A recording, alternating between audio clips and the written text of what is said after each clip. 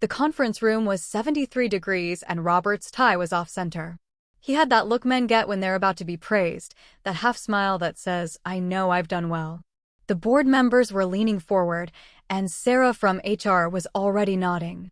Robert clicked to the third slide, my projections, my formatting, my exact phrasing, and the CEO said, "Robert, this is exactly the direction we needed." I watched from the back row. I opened my laptop on my knees. Robert clicked to the fourth slide. I hit delete. The screen went white. He glanced at the IT guy, confused. Fifth slide. Delete. He started clicking faster. Sixth slide. Delete. Seventh. "Sorry," he said, laughing nervously. "This is strange. There must be a eighth." Delete. He stood there with a blank screen and a red face. I closed my laptop. "Great work," the CEO said to him, before the slide died. And Robert looked at me. Not because he knew I'd done it, but because he knew I was the one who should have been standing there. I didn't go back to my desk after the meeting. I walked straight to the bathroom on the third floor, the one with the lock that sticks and the flickering light, because I knew nobody would follow me there. I stood in front of the mirror for a full minute before I realized I was smiling. Not a nice smile. A smile that looked like it belonged on someone else's face. I pressed my palms flat against the cold counter and watched my reflection breathe. The thing about Robert Lambert is that he's never been particularly smart. He's just been loud enough and tall enough that people assumed he knew what he was talking about. For 3 years, I'd watched him get handed projects he didn't deserve, sit in meetings where he repeated my ideas back to me with more confidence and less detail, and somehow walk out with the credit. I let it slide because I told myself my work would speak for itself eventually. I told myself good things come to people who wait. I told myself a lot of things. The deck I'd built was 73 slides. It took me 6 weeks. I'd stayed late on Fridays when everyone else had gone home. I'd run the numbers 3 times. I'd sourced market data from 6 different regions. I'd built a projection model that would have saved the company $2 million in operational waste over the next fiscal year. I'd done it because I wanted the promotion. I'd done it because I deserved it. I'd done it because Michael said I should stop complaining and just prove myself, and I thought he was right. I still remember the morning Robert stopped by my cubicle. It was a Tuesday, 8:32 by the clock on my monitor. He leaned against the partition with his coffee cup and said, "Elena, that deck you're working on. Mind if I take a look?" The CEO mentioned he wanted to see something from our department, and I thought I'd save you the stress of presenting. I said yes. Because he was my colleague. Because I was raised to be helpful. Because I thought sharing meant teamwork, and teamwork meant loyalty, and loyalty meant I'd get my turn eventually. He didn't present it the next day. He presented it 6 weeks later at the quarterly board meeting, with my name nowhere on the slides and his name all over the file metadata he'd changed. He'd even reformatted the font. Not because it looked better, but because he wanted to make it his. The font he chose was Arial. I use Calibri. That's how I knew it was mine. I walked out of the bathroom and went to my cubicle. People were already talking. I could hear them before I rounded the corner.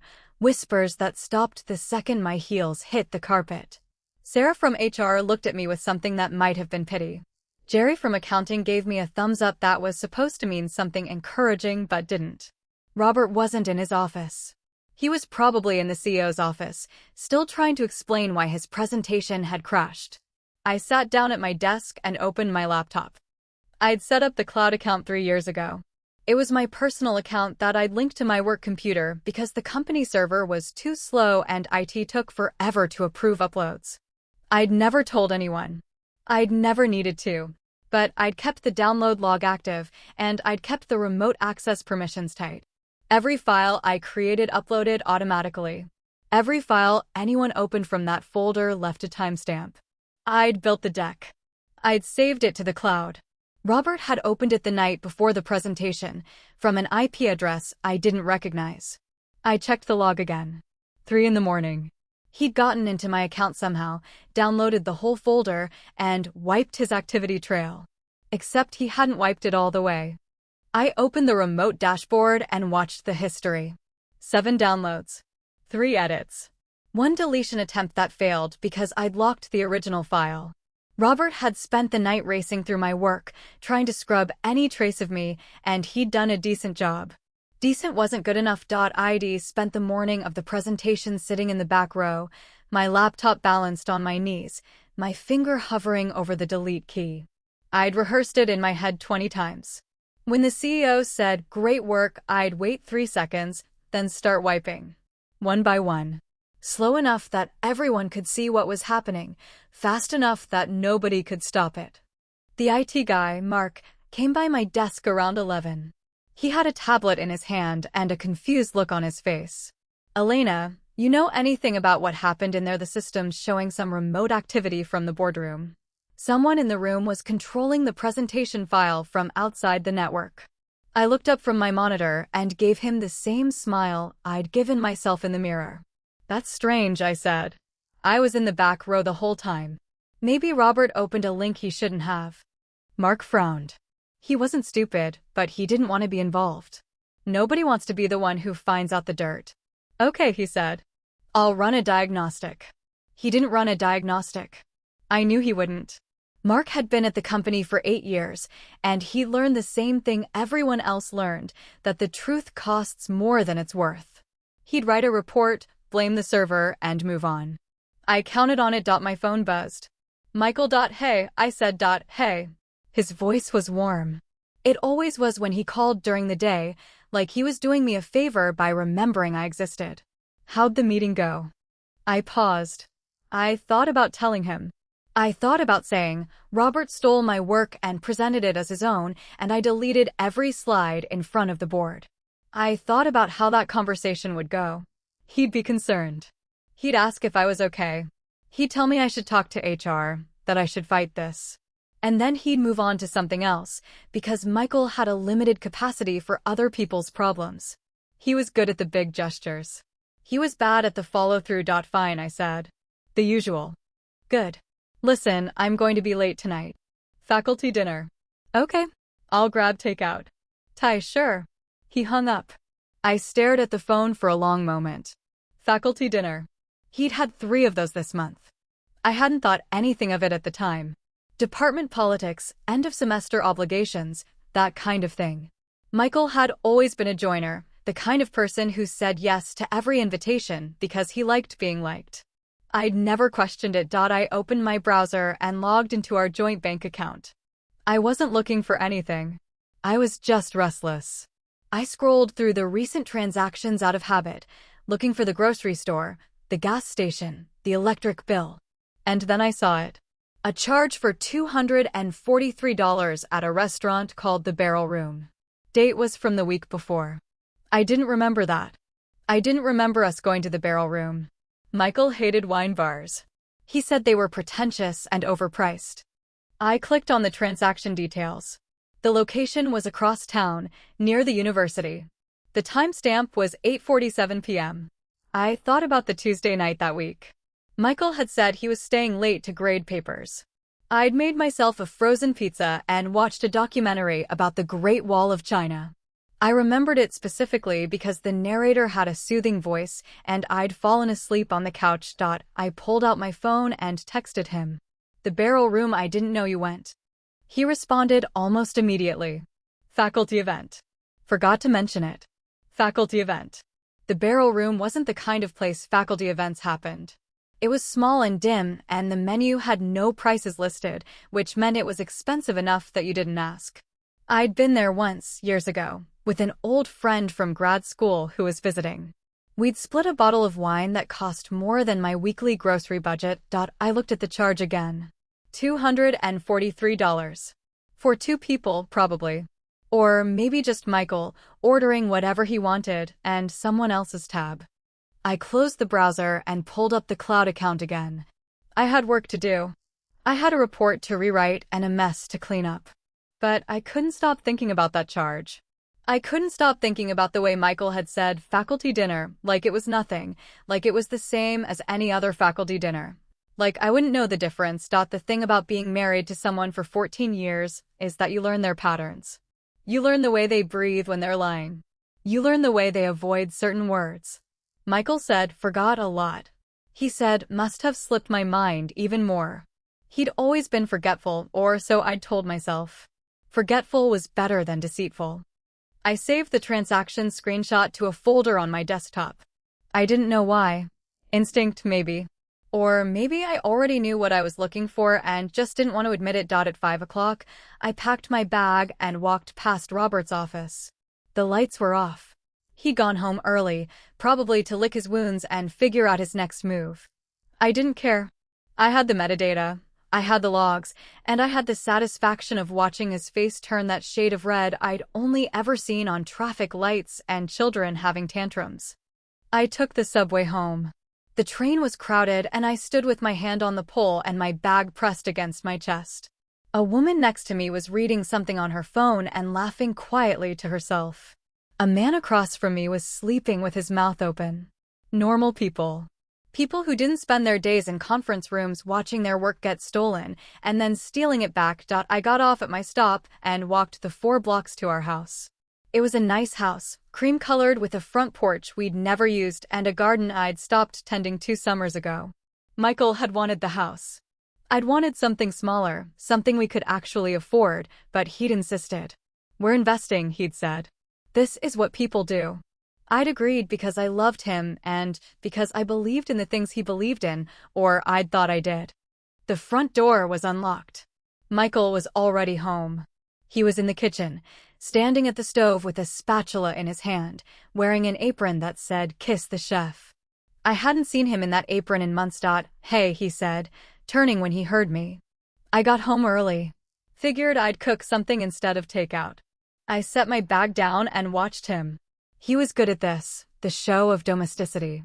He was good at making it look like he'd planned something thoughtful when he'd actually just changed his mind at the last minute.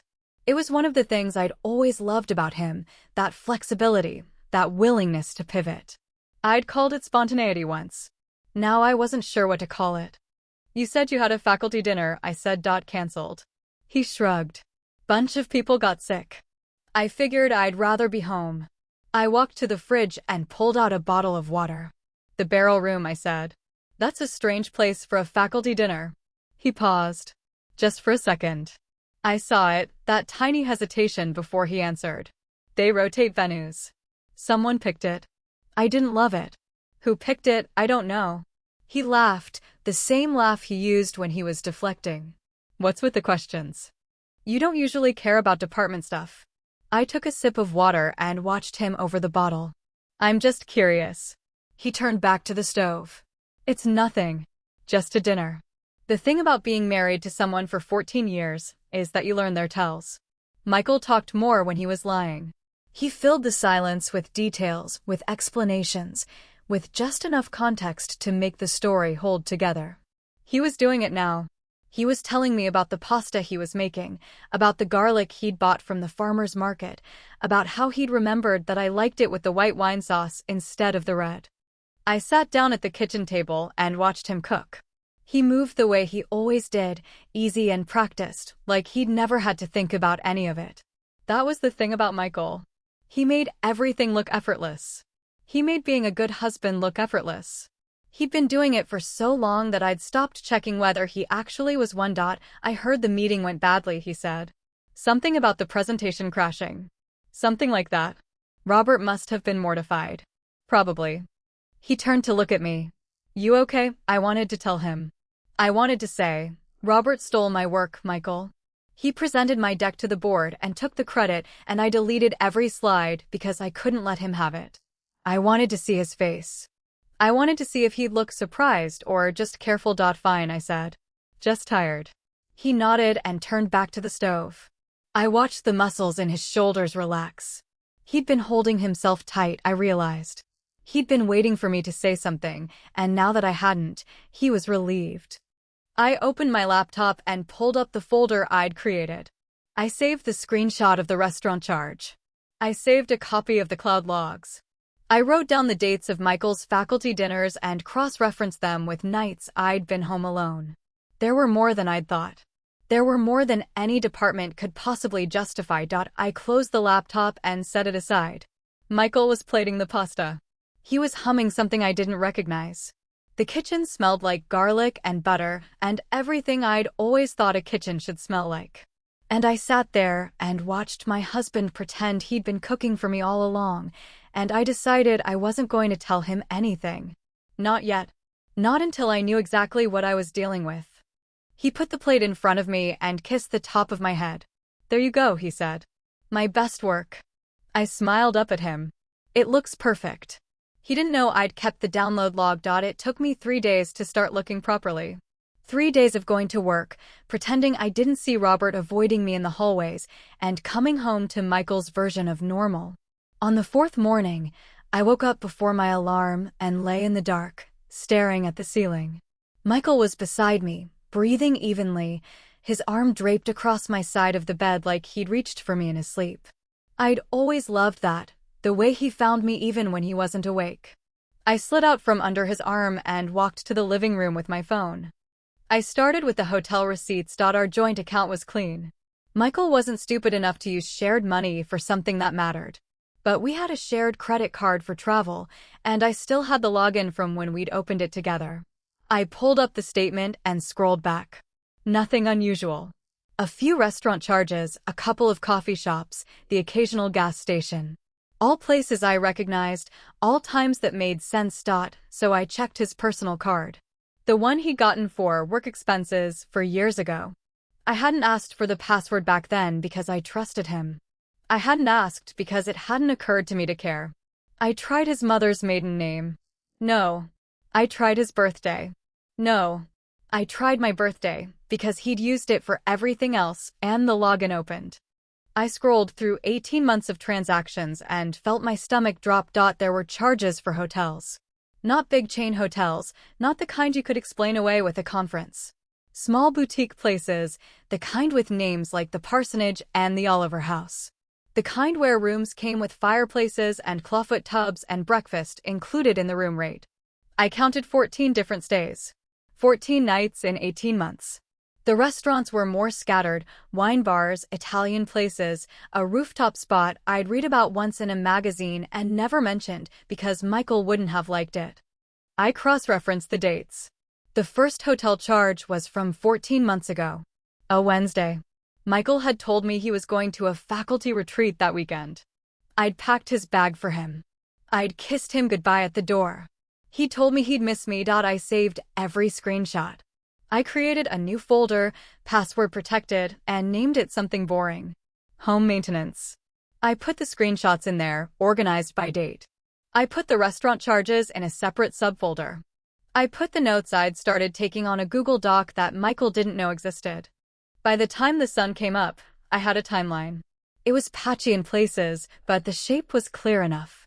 Michael had been spending significant amounts of time and money on someone else. He'd been doing it for over a year. He'd been doing it while I was planning our anniversary dinner and buying his mother's Christmas presents and making sure his shirts were ironed. I went back to bed and lay next to him until his alarm went off. He stirred, blinked at me, smiled. "Morning," he said. "Morning." He rolled over and kissed my forehead. "You're up early." Couldn't sleep. He didn't ask why. He just patted my hip and got out of bed. I watched him walk to the bathroom and thought about all the mornings I'd watched him do the same thing. I thought about how many times he'd kissed my forehead and then walked out to meet someone else. I went to work and spent the morning in meetings I didn't participate in. Sarah from HR gave me an update on the investigation. Robert had filed a complaint about technical malfunctions. He was blaming IT. The board was inclined to believe him because nobody wanted to admit they'd promoted a fraud. Sarah was careful with her words, but I could tell she was just going through the motions. "Elena," she said, "do you have any reason to believe someone else was involved in the presentation failure?" I looked at her. She was in her late 20s, earnest, trying to prove herself. She didn't know the game yet. She still thought fairness was a thing that happened. "I'm sure the logs will show everything," I said. She nodded. She looked relieved. She was going to let IT handle it and hope the whole thing went away. I didn't blame her. I'd probably have done the same thing at her age. I spent the afternoon in my cubicle, rewriting the deck from memory. It was a strange feeling, rebuilding something I'd already built. I knew it so well that I could recreate it in half the time, but it still felt like I was giving Robert something he didn't deserve. The version I rebuilt was mine. It had my voice, my structure, my logic. It would be done by the end of the week, and I'd present it myself. The CEO would see the work and know it was mine. I didn't need the board to say I was right. I just needed the work to speak for itself. I also needed to figure out who Michael had been sleeping with. That part was harder. I started with his phone. He left it on the kitchen counter when he showered, and I had 6 minutes. I opened his messages and scrolled through the recent ones. Work stuff mostly. A few from his brother. Nothing unusual. I checked his WhatsApp. Nothing. I checked his deleted messages folder. Nothing. He was careful. He was careful in a way that meant he'd been doing this long enough to develop a routine. I tried not to think about what that said about me. I'd taught him to be careful. I'd taught him that I didn't check his phone, that I didn't ask questions, that I trusted him completely. I'd handed him the tools and he'd used them.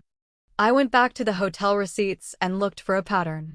The same hotel appeared twice. The Oliver House. I Googled it. It was in the middle of the city, near the university, with a lobby bar that served craft cocktails and a rooftop patio with fire pits. The kind of place Michael would have picked because he wanted to look sophisticated. I called the hotel and asked for the reservation history on our account. I didn't have an account, but I told them I was Michael's assistant and I needed to confirm the dates for his upcoming stay. The front desk was young and eager to help. They gave me the dates for the last 2 bookings. Both had been made under Michael's name. Both had notes attached, guest preferences, late checkout, extra towels. I should have stopped. I should have just had the information and processed it in private. But I didn't. I asked, "Can you confirm the second guest's name? We're missing it in our records." The front desk girl hesitated. "I'm sorry, I don't have that information on my screen. It just says 2 guests." "Right," I said. "Thank you." I hung up and sat in my car, engine running, parking lot empty. Late checkout and extra towels. That was a relationship. That was 2 people sleeping in on a weekend, not a quick hookup. That was breakfast in bed and room service, and the kind of intimacy that takes time to build. I drove home and stopped at the grocery store on the way. I bought chicken, vegetables, rice. I bought wine, the kind Michael liked. I went home and I cooked. I set the table and waited for him to come home. When he walked in, he smelled like someone else's perfume. It was faint. Just a trace. Something floral and expensive that I'd never worn. "How was your day?" I asked. He kissed my cheek. "Long. You know how it is." I poured him wine and listened to him talk about his department's budget issues. He had a way of telling stories that made me feel like I was right there with him. He was so convincing when he was lying. He should have been an actor. "Michael," I said, when he paused to take a drink. "Who have you been seeing?" He choked. For a second I thought he might actually spit the wine out. He coughed, recovered, looked at me with his practiced confusion. "What? Tell me who she is." "Elena." He set his glass down and leaned forward. "What are you talking about?" I pulled out my phone and opened the folder. I showed him the screenshots. The hotel charges. The restaurant tabs. The dates. He stared at the screen and didn't say anything for a long time. "Michael," I said. "Just tell me." He put his hand over his mouth. It was a gesture I'd seen him make before, but I'd never seen it mean what it meant now. Fear. Not shame. Not regret. "Fear. It's not what you think," he said. "Then what is it?" He looked at me. He looked at the screen. He looked back at me. And I knew in that moment that he was deciding how much to tell me. He was calculating. He was trying to find the version of the truth that would minimize the damage. That was what hurt most. He wasn't sorry. He was just trying to figure out how to get away with it. "I've been going through something," he said. "Something I didn't know how to talk to you about. Michael. There's someone. Not a big deal. A friend. Things got complicated." He ran his hand through his hair. "I didn't mean for it to happen." "Who?" "A colleague. From the university." "Name?" He hesitated. "Robert." I thought I'd misheard him. I thought he'd said something else, something that would make sense. But he said Robert. Robert Lambert. The man who stole my presentation, my promotion, my career. The man who smiled at me from the stage while I sat in the back row and watched him destroy everything I'd built. Robert Lambert, I said. Michael nodded. He looked like he was waiting for me to explode. He was ready for anger, for tears, for anything he could use as evidence that I was being unreasonable. He wasn't ready for the silence that followed. Robert Lambert, I said again.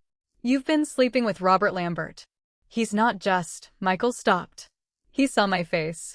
He saw something there that made him stop. You know him.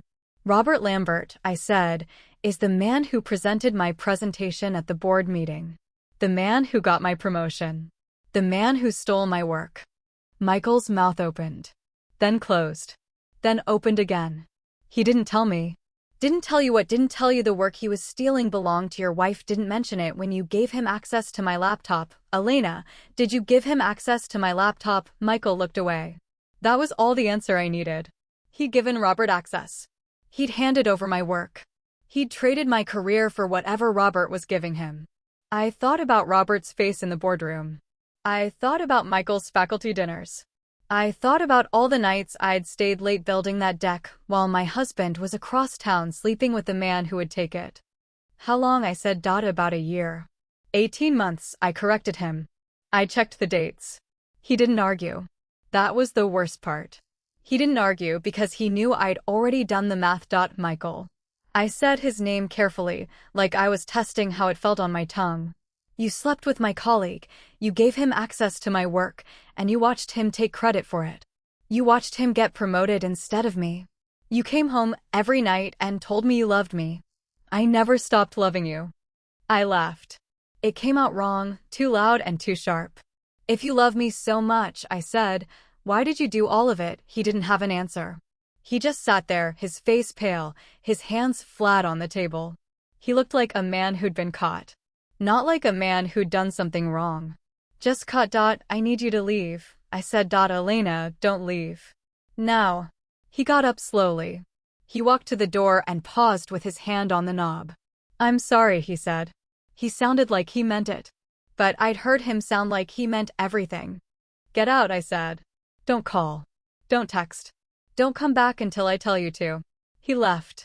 I sat at the kitchen table and stared at the place where he'd been sitting. His wine glass was half empty. His napkin was folded neatly beside his plate. He'd done that, folded his napkin, right before I'd shown him the screenshots. He'd been so careful. So orderly. And all of it had been a lie. I poured his wine down the sink. I scraped his dinner into the trash. I washed the plates and put them in the rack and dried my hands on the towel that said, "Kiss the chef." And then I went to my laptop and opened the folder. The man who took my work was the man my husband was sleeping with. 37 nights in 18 months. I didn't sleep that night. I sat in the living room with the lights off and watched the street outside my window. The neighbors' lights went out one by one. A cat walked across the lawn and disappeared into the bushes. At 3 a.m, a car drove past with its headlights too bright, and I watched the beam sweep across the walls and thought about how easy it was to see things in the dark that you missed in the daylight. My phone buzzed at 6. Michael. I let it ring. He called again at 7. I let it ring. He texted at 8. Can we talk? I didn't respond. I got dressed, went to work, and sat through a meeting where Robert didn't look at me once. He was pale and quiet. He'd lost weight in the week since the presentation. His tie was still off-center, but now it looked like he'd given up trying to fix it. Mark from IT caught me in the hallway after the meeting. Hey, he said, looking around to make sure no one was listening. The logs from the boardroom. I ran them like you asked. I hadn't asked him to run anything. They show remote access from an account that's not on the company server, he said. Someone outside the network was controlling the presentation file. Could have been you. Could have been anyone. Could it have been Robert? Mark blinked. What are the log? I said. Does it show Robert's account accessing the file before the presentation? He hesitated. Mark knew something. I could see it in the way he wouldn't meet my eyes. There's activity, he said carefully.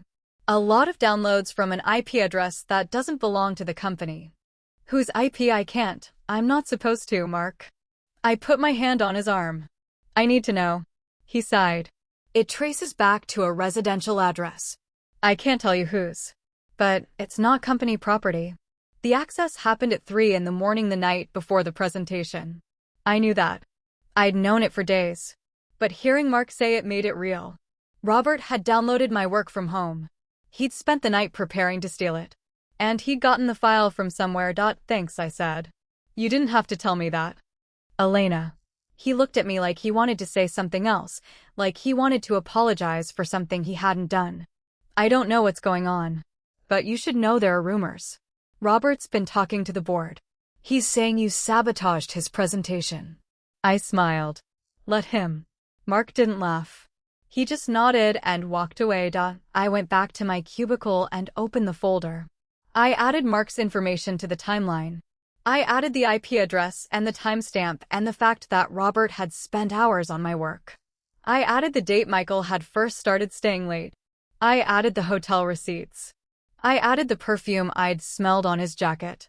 The shape was getting clearer. Michael had met Robert somehow, probably at a university function. They'd started an affair. At some point, Robert had realized Michael's wife worked at his company. He'd seen an opportunity.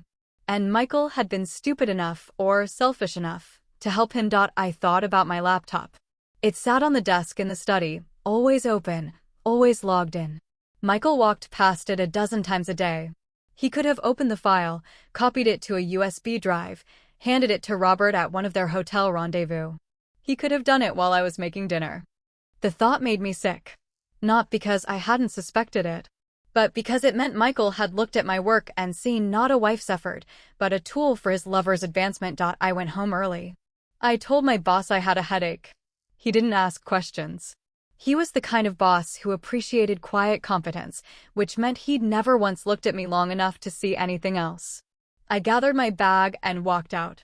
On my way to the elevator, I passed Robert's office. The door was open. He was on the phone, his voice low and urgent. He saw me in the doorway and went silent. Robert, I said.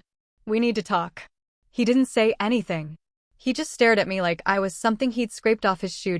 I know you stole my presentation, I said. I know where you got it. Elena, I'm not going to report you.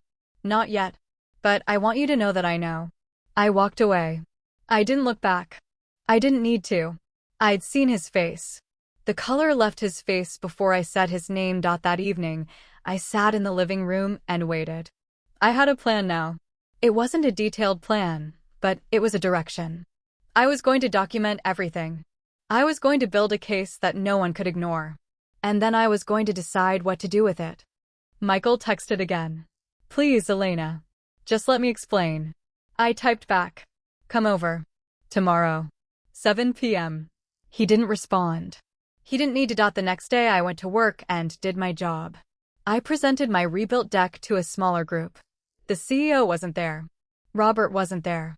It was just a handful of people who actually needed the data. They asked questions. I answered them. They nodded and moved on. It was the most normal I'd felt in weeks. At 6, I left and walked to the bank. I had an appointment with a financial advisor. I'd scheduled it 2 days earlier after I'd started adding up the numbers. The advisor was a woman in her 50s named Carol, who looked at me over her reading glasses and didn't ask why I was there alone. I need to know what I can do, I said. If I want to separate my assets. Carol nodded like she'd heard it 100 times. Joint accounts, joint property, retirement plans. We can go through each one. But you should know that in a divorce, everything gets split. Unless you have evidence of financial misconduct. What counts as financial misconduct? She leaned forward. Gambling. Significant debt accrued without the other spouse's knowledge. Assets hidden or transferred. Or marital misconduct that affects the financial settlement. I thought about the hotel receipts. I thought about the restaurant charges. I thought about all the money Michael had spent on someone else while I'd been cutting coupons and buying store-brand cereal. I have evidence, I said. Carol didn't smile. She just nodded and opened a folder. I walked home from the bank with a sheaf of papers in my bag. The sun was low and the streets were quiet. I passed a woman walking her dog, a teenager on a bike, a man watering his lawn. Normal people. People who didn't know their husbands were sleeping with someone who stole their work. Michael was already at the house when I got there. He was sitting on the front steps with his head in his hands. He stood up when he saw me, and I saw how tired he looked. How scared. He'd aged a decade in the past 2 days. Elena, he said. I unlocked the door. Inside. We sat in the kitchen. I didn't offer him a drink. I didn't offer him anything. I just sat across from him and waited. I'm sorry, he started. I don't want your sorry. What do you want? I leaned forward. I want you to tell me everything. I want you to tell me how this started. I want you to tell me how long it's been going on. I want you to tell me what you told Robert about my work. And I want you to tell me the truth. He swallowed. He looked down at the table. When he spoke, his voice was barely a whisper. It started at a conference. 2 years ago. Robert was there for some kind of networking event. We talked. We had drinks. It just happened. One time, no. Not one time. How many more than I can count? 18 months, he nodded. You checked the dates. You know what you know. What did you tell him about my work? Michael looked up. His eyes were red. He asked if you were working on anything big. I told him you were building a presentation for the board. I didn't know he was going to steal it. You gave him access to my laptop. Michael shook his head. I gave him the file. A copy. I didn't think what. He didn't answer. He couldn't answer. Because there was no answer that would make this okay. Michael, I said. I built that deck for 6 weeks. I worked every night. I canceled plans. I stayed late. I did it because I wanted the promotion, and I did it because I thought you were proud of me. And you gave it to him. I didn't know he was going to use it against you. He just said he wanted to see your work. He said he was thinking about collaborating. Collaborating. I almost laughed. You handed over my intellectual property to your lover because he said he wanted to collaborate. Michael didn't have a response to that. He just sat there, his hands limp on the table, looking like a man who'd spent his whole life walking on the edge of a cliff and had just realized there was no ground beneath him. I want you to sign a separation agreement, I said. I want it drawn up by a lawyer. I want you to agree to a financial settlement that acknowledges what you've done. Elena, I don't care what you want. This is what I want. He stared at me. His jaw worked, like he was trying to find the right words. You can't do this. We've been married 14 years. I am. I pulled out the papers Carol had given me. The separation agreement wasn't signed yet, but the template was there. I'd filled in the basics. I knew what I wanted. Michael didn't touch the papers. He just sat there, his face getting redder, his breathing getting heavier. This isn't you, he said. You're not like this. You're right, I said. I wasn't like this. But you made me this way. Elena, please. Sign them. I can't just sign them or I'll take everything. He looked at me. I looked back. I didn't blink. I didn't move. I just waited. Michael signed. I took the papers and slipped them into my bag. I stood up. He stood up too, like he thought I was about to walk away, and he needed to catch me. I'll call you, he said. I'll call you. He left. I sat back down and stared at the signed papers. I didn't feel satisfied. I didn't feel vindicated. I just felt tired. He touched my shoulder, and I didn't flinch. 3 weeks passed. I told myself they were productive weeks. I went to work. I rebuilt my reputation. I let Sarah from HR know I'd be happy to speak with the ethics committee if they had any questions about the presentation. She looked relieved. She looked like she'd been waiting for me to volunteer. Robert kept his distance. He'd stopped making eye contact in the hallways. He'd stopped showing up to meetings I attended. The board was still calling it a technical malfunction, but the rumor mill had shifted. People were starting to talk about the IP address. People were starting to wonder why Robert had downloaded the file at 3 in the morning from a residential network. I didn't fuel those rumors. I just let them grow on their own. At home, I cleaned. I started with the study. I went through Michael's desk and found nothing. I went through his closet and found nothing. I went through his car and found the jacket. The one with the perfume.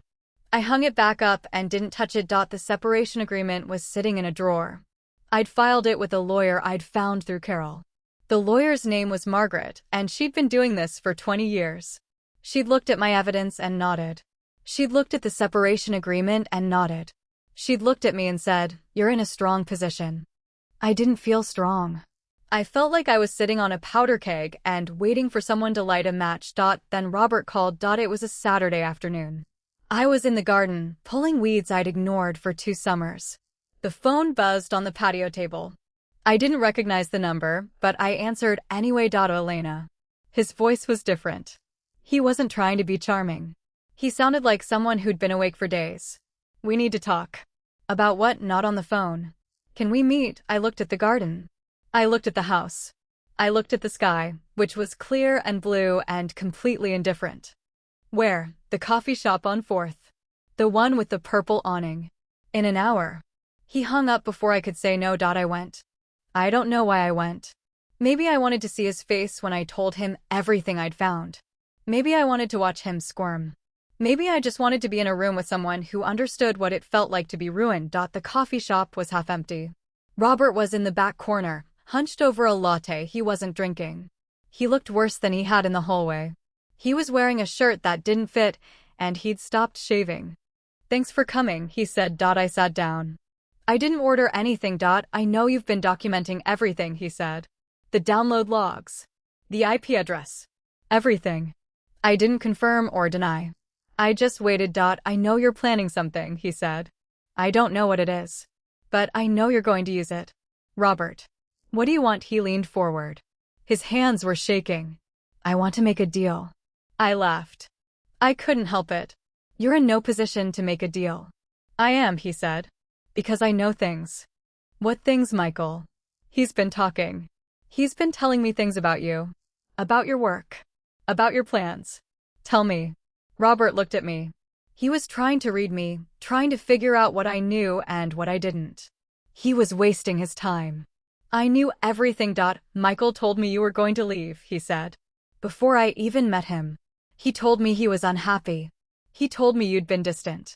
He told me he didn't think you loved him anymore. I felt the words land. I didn't show it. He told me you were cold, Robert continued. That you didn't touch him. That you were always working. That you made him feel like he didn't matter. Robert. He told me all of it. He told me the marriage was dead. He told me he was just waiting for the right time to end it. Robert leaned back. He told me he wouldn't care if he found someone else. I sat there for a long moment.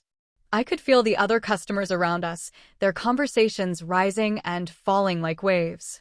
I could feel the heat of the coffee shop, the stickiness of the table. I could feel Robert watching me. He was lying, I said. Robert shrugged. Maybe. But it's what he told me. And I believed him. You believed him because you wanted to. Does it matter? It mattered. It mattered more than Robert knew. But I wasn't going to give him that. Here's my offer, Robert said. I'll tell the board the truth. I'll tell them I stole your work. I'll resign. I'll give them a written statement. In exchange, you don't go to the ethics committee. You don't make this public. You're asking me not to destroy your career. Elena. He was almost pleading now. I don't have anything else. This job is all I have. If you go to the ethics committee, I'm done. I'll never work again. What about Michael? What about what you did to him? Robert blinked. I didn't do anything to him. You slept with a married man. So did he. I looked at Robert. He was so sure he was the victim. So sure that this was just a misunderstanding, a mistake, something he could fix if he said the right words. You have a choice, I said. You can resign and leave quietly. Or you can fight this and lose. But I'm not going to help you. Elena, don't call me again. I walked out. I didn't look back. I got in my car and sat there for a minute before I realized my hands were shaking. The next day, I had lunch with an old friend from grad school. Her name was Susan, and she'd been divorced twice. She knew what it looked like when a woman was about to fall apart. Elena, she said. What's going on? I told her. Not everything. Just enough. She listened and didn't interrupt. When I was finished, she reached across the table and took my hand. You need to decide what you want, she said. Not what you think you should want. What you actually want. I want to be done with him. Then do it. All the way. No half measures. I thought about Michael. I thought about Robert. I thought about the boardroom and the hotel receipts and the 14 years of my life I'd given to someone who never really wanted them. Okay, I said. That night, I called Margaret. I told her to move forward with the divorce. I told her to file everything. I told her I wanted the house, the savings, the retirement accounts. I told her I wanted to make sure Michael understood what he'd thrown away. She asked me if I was sure. I said I was. The next morning, I went to work. I walked into Robert's office without knocking. He was on the phone, and he went pale when he saw me. Resign, I said. Today. Before I take everything I have to the board. He didn't argue. He just nodded. I walked out. I could feel his eyes on my back, but I didn't turn around. That afternoon, I got a call from Michael. I let it ring. The voicemail was full. He'd been calling for days. I deleted it without listening. That evening, the house felt different. I don't know how to describe it. The air was the same, the furniture was the same, but I could feel the pressure lifting, just slightly. Like I'd been holding my breath for so long that I'd forgotten what it felt like to exhale. I sat on the couch and stared at the TV. I wasn't watching anything. I was just sitting there, waiting for something to happen. My phone buzzed. A text from Robert. I'm resigning tomorrow. I didn't reply. Another buzz. Michael. Please. Just talk to me. I typed back. Come over. Tomorrow. 7 p.m. He didn't respond. He didn't need to. I had been working in the garden when Robert called. I had been pulling weeds and thinking about nothing. And now I was sitting on the couch, waiting for the next thing to happen. Everything I did felt like waiting. Every conversation felt like preparation. I wasn't done yet. There was still a confrontation coming, the big one. The one where I told Michael exactly what I'd done and watched him realize that the wife he dismissed was the one holding all the cards. I just needed to figure out how to play them. The color left his face before I said his name. He didn't know I'd kept the download log. That was the part that made me smile when I thought about it. He thought I was just a wife he could lie to. He didn't know I was a woman who kept receipts. I spent the night before Michael came over at my sister's apartment. Claire lived in the city, in a building with a doorman and a view of the river. She'd been on my side from the second I told her. I always knew he was a narcissist, she'd said. I hadn't argued, even though I'd never seen it before. That was the thing about love. It made you blind to the things everyone else could see. We sat on her couch with wine and Thai food, and she didn't ask me how I was doing. She asked me what I was planning. She'd always been the practical one. Tomorrow, I'm going to tell him everything, I said. Everything I've done. Everything I've found. Everything I've put in motion. Are you going to give him a chance to come back, Claire? No. She nodded. She didn't need more than that. I want you to be there, I said. Not in the room. But nearby. In case he doesn't take it well. Done. I slept on her couch. I didn't sleep well. I kept waking up and staring at the ceiling, running through the conversation in my head. I knew what I wanted to say. I knew how I wanted to say it. I just didn't know if I'd have the strength to keep my voice steady when the time came. In the morning, I drove home. The house was still and quiet. I walked through it one room at a time. The living room where we'd watched movies. The kitchen where I'd cooked dinner 1,000 times. The bedroom where I'd believed, for 14 years, that I was safe. I changed into my best dress. The navy one, the one that fit perfectly and made me feel like someone who had things under control. I put on my mother's earrings. She'd given them to me before she died, 10 years ago. She'd said, these are for when you need to remember you're strong. I'd never worn them for that reason before. 7 o'clock. I heard his key in the lock. He still had a key. I'd have to get that back. Michael walked in and stopped at the door. He looked around like he was seeing the house for the first time. His eyes landed on me. He was wearing his good jacket. The one he saved for presentations and important meetings. He was trying. Elena, he said. Sit. He sat at the kitchen table. The same table where he'd signed the separation agreement. The same table where he'd told me about Robert. He looked at me like he wanted to say something, but he didn't know where to start. You went back to Robert, I said. After I told you to leave. You went back to him. Michael's face went pale. How did you? I found the hotel receipt. The Oliver house, 6 nights ago. You didn't think I'd check again. He didn't answer. I know you gave him the file, Michael. I know you told him about my work. I know you told him I didn't love you. I know everything. Elena, let me finish. I held up my hand. I know you've been lying to me for 2 years. I know you used me. I know you threw away 14 years of marriage because you wanted to feel wanted. I know all of it. He opened his mouth to argue, but I didn't give him the chance. Robert resigned yesterday. He told the board he stole my work. He gave them a written confession. The ethics committee is investigating. By the end of the week, the company will issue a public statement clearing my name. Michael stared at me. You made him resign. I gave him a choice. He chose the easier option. What about the board? What about the promotion? The promotion is being reconsidered. The CEO called me this morning. Michael put his hand over his mouth. He looked like he was trying to process everything at once, and nothing was fitting together. I filed for divorce yesterday, I said. The papers are being served tomorrow. I'm keeping the house. I'm keeping the savings. I'm keeping the retirement accounts. The separation agreement you signed gives me leverage. If you fight it, I'll take everything I have to court. And I'll win. Elena, you can't do this. I already did it. Michael stood up. He was shaking. His face was red, the same color Robert's had been in the boardroom. You can't just decide all of this on your own. We're married. We're supposed to make these decisions together. Together. I laughed. I couldn't help it. You made decisions together with Robert. You made decisions together when you gave him my file.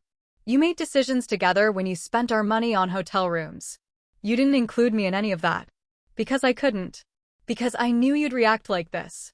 Like what? Like a woman who found out her husband has been sleeping with her colleague for 18 months. Like a woman who found out her husband gave away her work. Like a woman who's finally had enough. I was unhappy. His voice cracked. I was so unhappy, Elena. And you never noticed. You were always working. Always busy. Always too tired to enough. I said it quietly, but it cut through the room like a blade. Michael stopped talking. He just stood there, breathing hard, like he'd been running for miles and couldn't find the finish line. Enough is enough, I said. I'm done listening to your excuses. You were unhappy, so you had an affair. You were unhappy, so you sabotaged my career. You were unhappy, so you sold me out to the man you were sleeping with. There's no version of this story where you're the victim. I never said I was the victim. You didn't have to.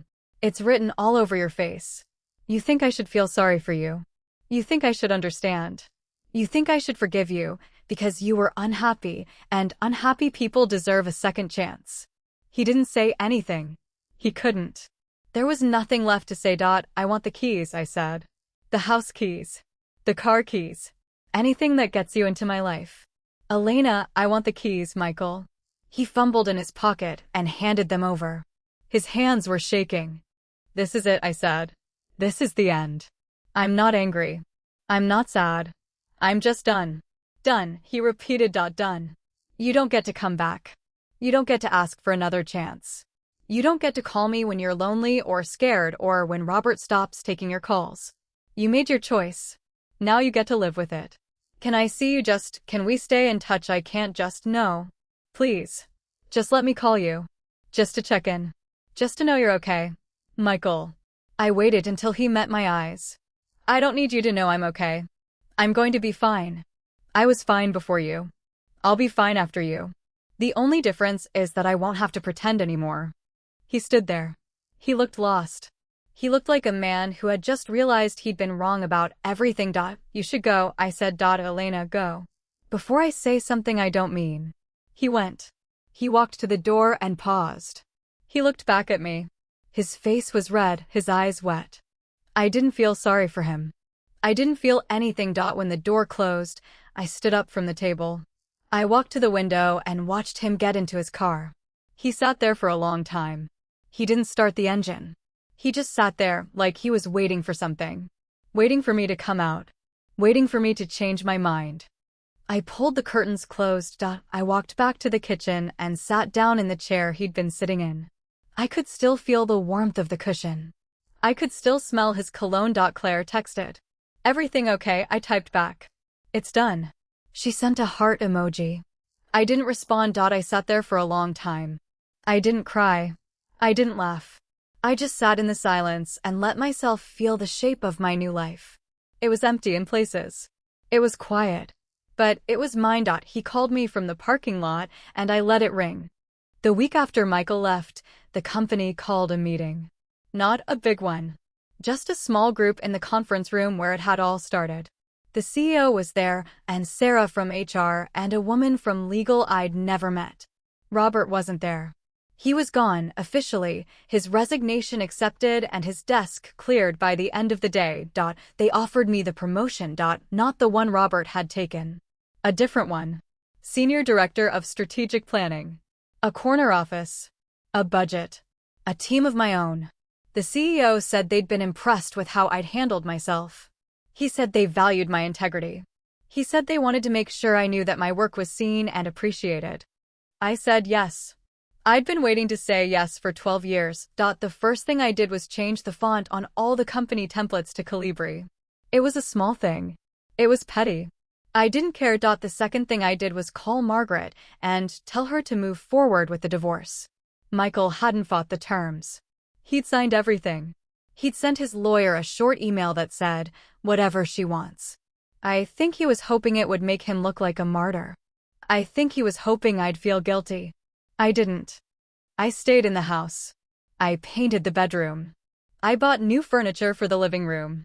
I changed the locks and didn't give Michael a key. I threw out the apron that said "Kiss the Chef" and replaced it with a cast iron pan I'd been eyeing for years. Claire came over to help me pack. She pulled boxes out of the garage and filled them with Michael's things. Books, clothes, the little knickknacks he'd collected on trips we'd taken together. She didn't ask me why I wasn't throwing them away. I wasn't sure I knew the answer myself. "He called me," Claire said, taping shut a box of old records. "Yesterday. He wanted to know how you were doing." "What did you tell him?" "I told him you were doing great." "Good. He asked me to tell you he's sorry." I stopped packing. "What else?" "Nothing. Just that he's sorry. He's staying with a friend. Robert's not in the picture anymore. He's alone." "Claire." She held up her hands. "I know. I'm just telling you what he said. I'm not saying you should care." I went back to packing. I didn't care. I was too busy thinking about all the things I had to do. The new job. The new furniture. The new life I was building one piece at a time. 2 weeks later, Michael sent a letter. Not an email. A letter on paper, in an envelope with his handwriting. I opened it in the kitchen, standing at the same counter where I'd made dinner for him 100 times. "Dear Elena, I know you don't want to hear from me. I know you don't want to read this. But I need to say it. I'm sorry. I know I've said it before, but I mean it now. I've had a lot of time to think about what I did. I've had time to think about what I threw away. It was everything. Everything we had. Everything we could have had. I was wrong about so many things. I was wrong about the marriage. I was wrong about you. I told myself you didn't love me, but that was a lie.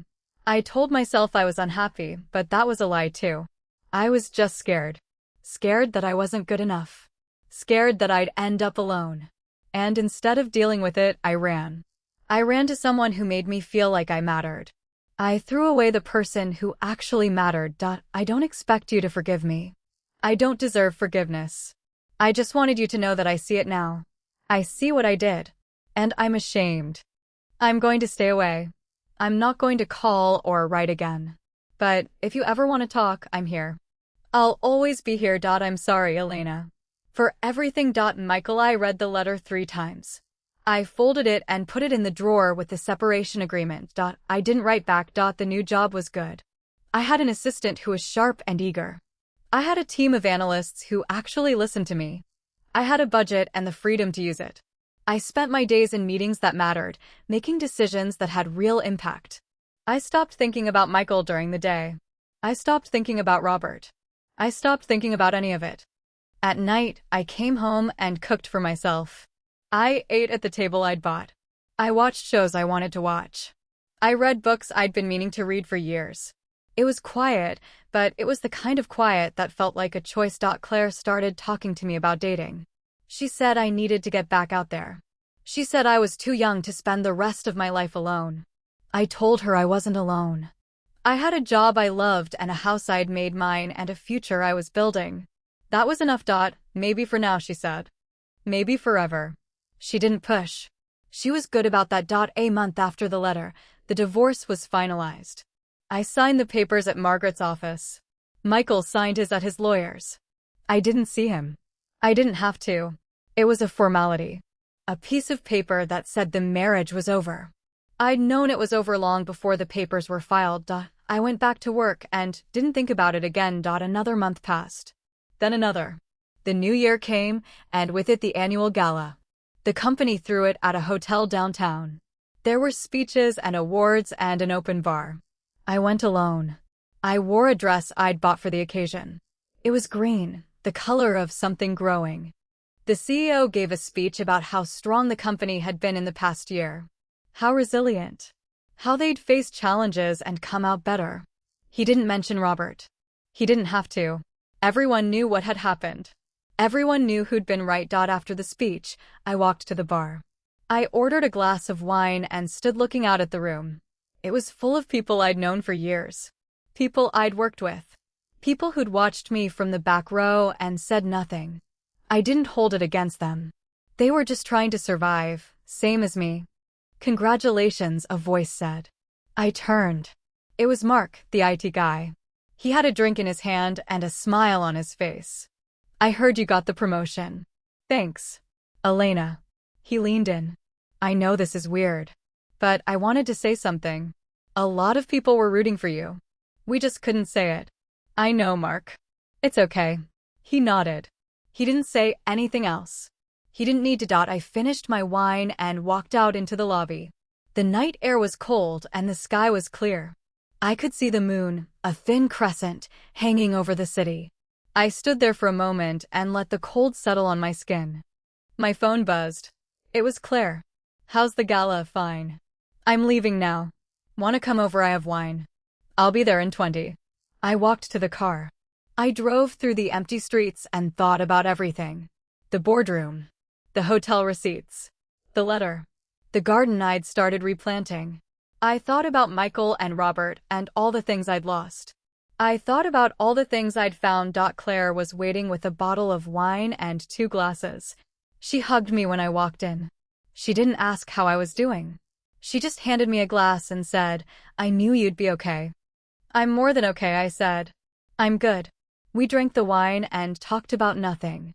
It was the best conversation I'd had in months. The next morning, I drove back to the house. I stopped at the grocery store and bought strawberries and cream and a bag of coffee that smelled like heaven. I sat on the back steps and ate breakfast in the sun. The garden was coming back. The flowers I'd planted were starting to bloom. I hadn't expected them to make me feel anything, but they did. They made me feel like I was growing something new. I spent the afternoon at my desk, planning my next project. I was going to build something important. Something that mattered. Something that would make people remember my name. My phone buzzed. A text from Claire. "I forgot to tell you. Michael called again yesterday. He asked if you got the letter." I typed back. "Did you tell him?" I told him I didn't know. "Good. Are you going to respond?" I looked at the phone. I looked at the garden. I looked at the house I'd made mine. No, I typed. He doesn't get to know anything about me anymore. I put the phone down and went back to work. I didn't think about Michael. I didn't think about Robert. I thought about the future. My future. And it was bright enough to fill a whole sky. He didn't know I'd kept the download log. Every click he made on my computer was recorded. That was the thing I held onto. Not the anger. Not the betrayal. Just the knowledge that I'd been paying attention when he wasn't. I'd been watching. I'd been waiting. And when the moment came, I was ready. The kitchen was the last place I expected to feel calm. But there I was, 6 months after the divorce was finalized, standing at the counter with a cup of tea that had gone cold, looking out at the garden I'd rebuilt from nothing. The flowers were taller now. The weeds were gone. I'd painted the fence a soft gray that caught the afternoon light and made everything look softer than it was. I hadn't planned to see Michael again.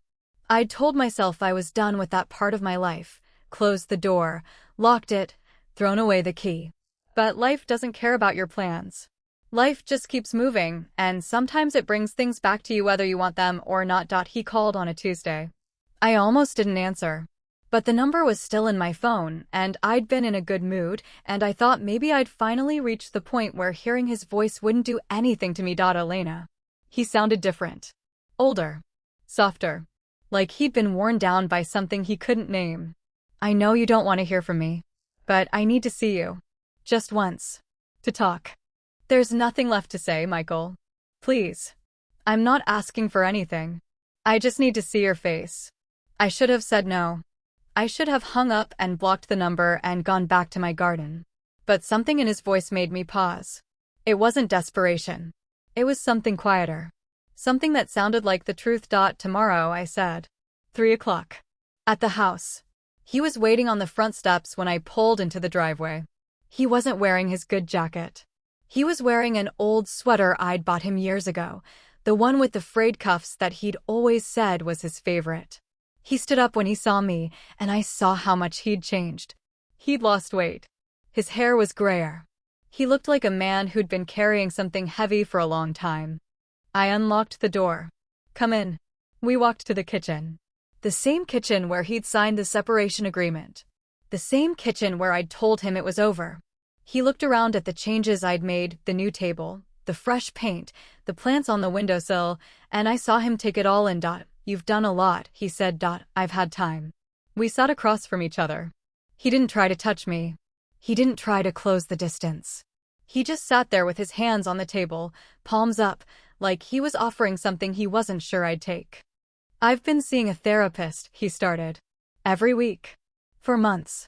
She's helped me understand some things about myself. Good. I know you don't care. I know you don't owe me anything. But I wanted to tell you. I'm not the same person I was. Michael. What do you want? He looked at me.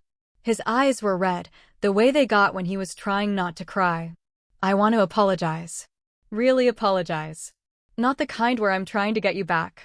The kind where I actually mean it. I didn't say anything. I just waited. Everything I told myself about us, he said. It was all a story. I told myself you didn't love me. I told myself you were cold. I told myself I deserved to be happy. And I used that story to justify everything. The affair. Giving Robert your file. Lying to you every day. It was all just a way to avoid admitting that I was the problem. Michael, let me finish. He held up his hand. I was scared. I was scared of being ordinary. I was scared of being the man who just went home to his wife every night and did the same thing every day. And instead of dealing with that fear, I made you into the villain.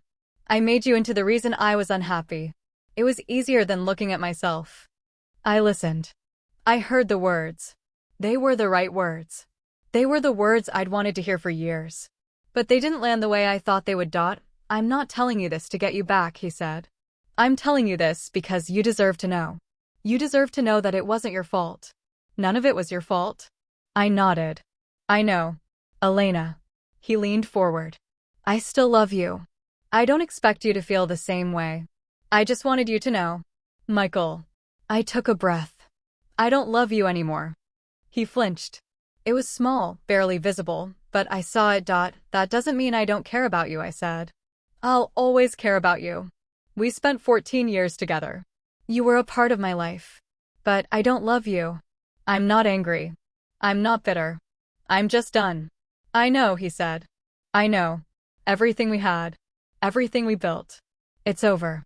And I'm not saying that to hurt you. I'm saying it because it's true. He wiped his eyes with the back of his hand.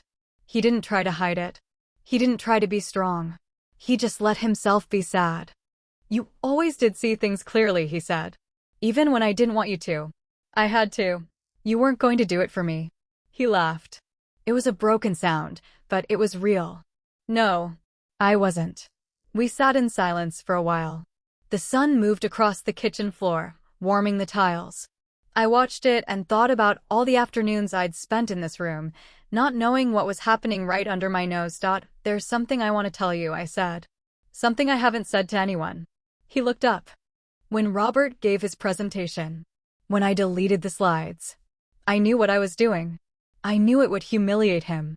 I knew it would make the board question his competence. I planned it. Every part of it. You did it because you had to. I did it because I was done being invisible. Because I was tired of watching people take credit for my work. Because I'd spent 12 years being the reliable one, the quiet one, the one who never made a fuss. And I was done. Michael looked at me. He wasn't shocked. He wasn't angry. He looked like he understood something he'd never understood before. I was smiling, I said. When the slides disappeared, I was sitting in the back row, and I was smiling. Because I knew what I'd done. And I knew he couldn't stop me. You didn't tell me that. Because it wasn't about you. It was about me. He nodded slowly. You've changed. I've always been this. I just hit it. I thought if I was small enough, quiet enough, you'd love me more. I thought if I made myself easy to be with, you'd stay. I thought sacrificing myself meant I was being a good wife. Elena. And you didn't stop me. You let me shrink. You let me disappear. And then you told yourself I didn't love you, because I wasn't there anymore. But the reason I wasn't there was because I'd made myself so small that I'd stopped existing. I stopped. I didn't realize I'd been crying until I tasted salt on my lips. I wiped my face with my hand and took a breath. I'm not that person anymore, I said. I'm not going to shrink for anyone. Not for you. Not for Robert. Not for anyone. I'm done being invisible. Michael reached across the table. He didn't touch me. He just held his hand out, palm up, like he was waiting for me to take it. I don't deserve to see you like this, he said. The real you. I don't deserve to know her. No, you don't. I'm sorry. I'm so sorry for everything. I know you are. And I'm sorry too. Not for leaving. For staying so long. For not realizing sooner that I deserved more. He closed his hand and pulled it back. He looked at the table. He looked at the garden. He looked at everything he'd left behind. Will you be okay? He asked. I know that's not my place. But I need to know. I'll be fine. I already am. He stood up. He walked to the door. He paused with his hand on the knob. Elena. Michael. I'll always don't. I cut him off. Don't say it. I know what you're going to say. And it doesn't matter anymore. He nodded. He opened the door and stepped outside. The light was golden, the kind of light that makes everything look like it's going to be all right. I walked to the front steps. He was standing in the driveway, looking back at the house. He looked small from here. Smaller than I remembered. Michael, I said. He turned. I want you to be happy. I really do. I just don't want to be the one who gives you that. That's not my job anymore. He started to say something, but I held up my hand. Don't call me again. Don't come by. Don't write letters. If there's something I need to know, Claire can tell me. But I don't want to hear from you. That's what I need. For this to be the end. Elena, no. You don't get to ask for more. You don't get to keep a piece of me. It's all or nothing, Michael. And you chose nothing a long time ago. He stood there. I could see him trying to find the words, trying to find a way back in. He couldn't. There was no way in. I'm going to go inside now, I said. You should go too. Will you watch me leave? No. I won't. I turned and walked back into the house. I closed the door behind me. I heard his car start. I heard the engine fade as he drove away. I didn't look out the window. I didn't want to see his car leaving. I wanted to remember him standing in the driveway, small and quiet, finally understanding what he'd lost. I walked to the kitchen and poured myself a glass of water. I stood at the sink and looked out at the garden. The flowers were blooming. The sky was clear. Everything was exactly where it was supposed to be. I didn't cry. I didn't laugh. I just stood there, breathing, letting the silence fill the space he'd left behind. He touched my shoulder, and I didn't flinch. I was done flinching. I was done being afraid of what would happen if I stopped pretending. I was done waiting for someone to save me. I was done saving everyone else. I put the glass down and walked to the study. I sat at my desk and opened my laptop. I had work to do. I had a life to build.